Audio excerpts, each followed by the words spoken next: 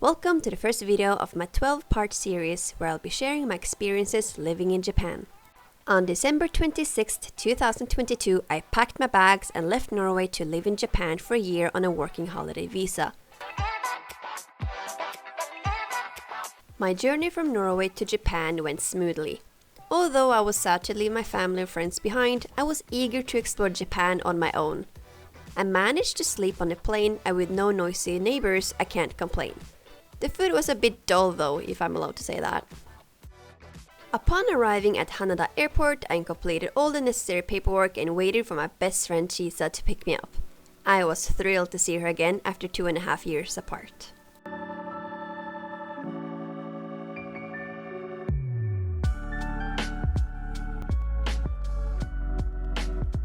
We took the bus to Shinjuku where Chisa's mom was waiting for us. I was so happy to see her as well.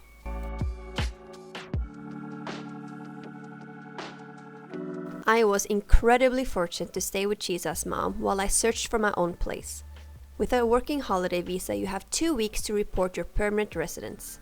I didn't want to sign any share house contracts without seeing them in person, so this was the perfect opportunity to explore my options.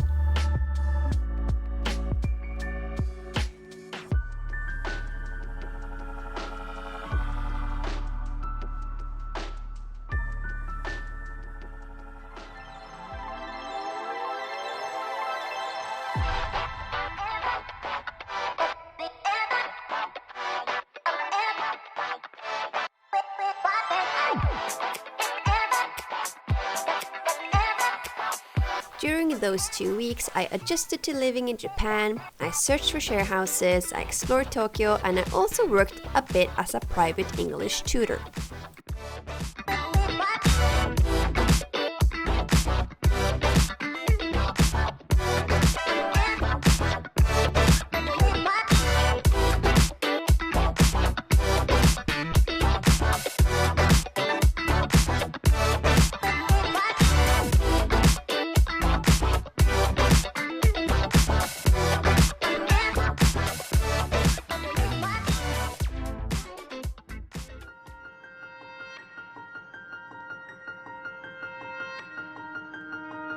On January 1st, 2023, we celebrated Hatsumode, which is the first visit to a Buddhist temple or Shinto shrine of the Japanese New Year.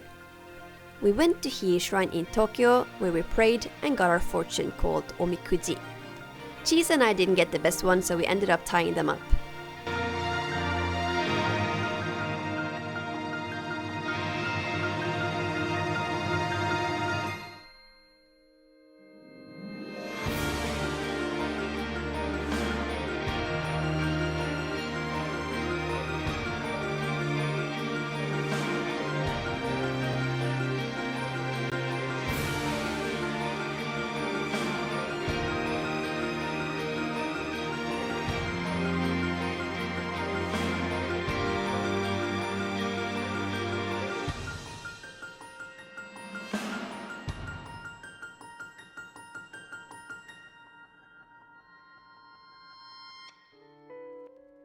My very first time in Japan was actually in 2012 when I was 20 years old, and I have traveled back to Japan almost yearly since then.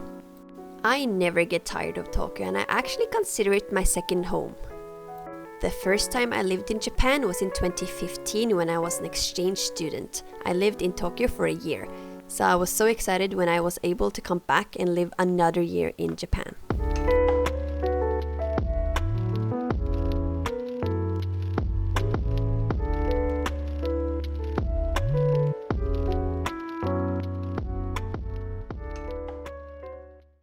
On January the 11th, I finally moved into a share house in Fusa on the outskirts of Tokyo.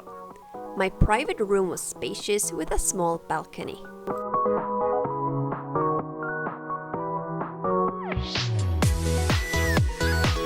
On my very first day in the share house, I made my first friend Katarina from Germany. She took me shopping for essentials and introduced me to her other friends at the house.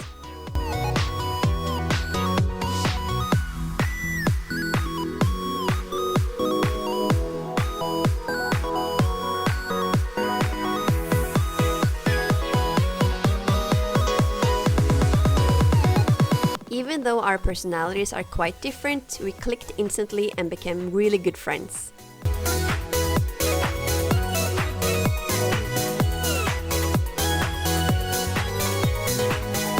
The house itself was huge, with around 100 residents, and there were actually more Japanese people than foreigners. I especially loved the kitchen, the gym, and the bath. Because I didn't have the same study or work schedule, I usually had the place to myself during daytime.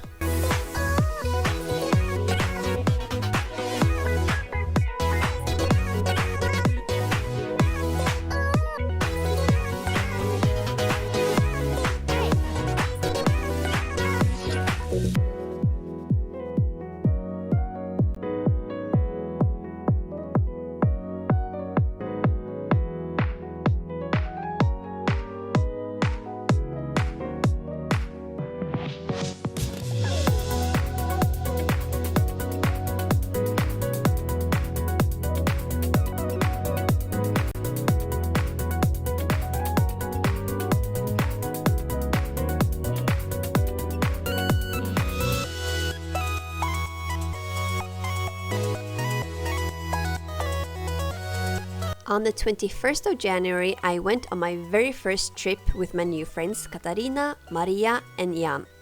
We got up super early to go to Hakone, which is famous for their open-air museum, Mount Hakone, and the boat ride.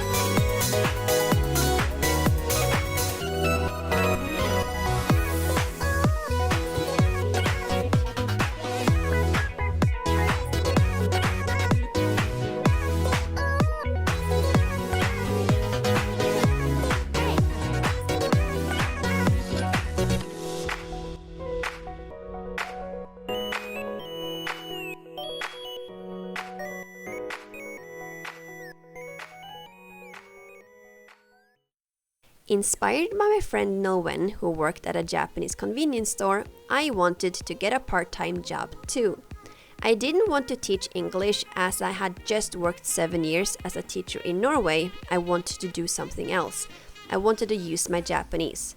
So I wrote my Japanese resume, I practiced a lot with my Japanese friends at the house, and I even went to 4 different interviews, but I never got an offer. I think my Japanese was just not good enough.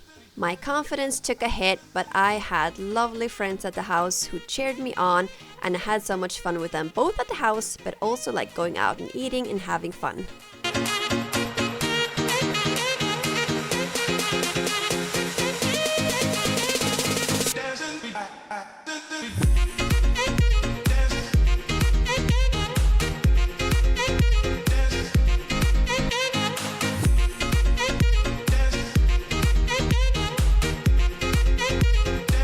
January was the month that I really settled into living in Japan.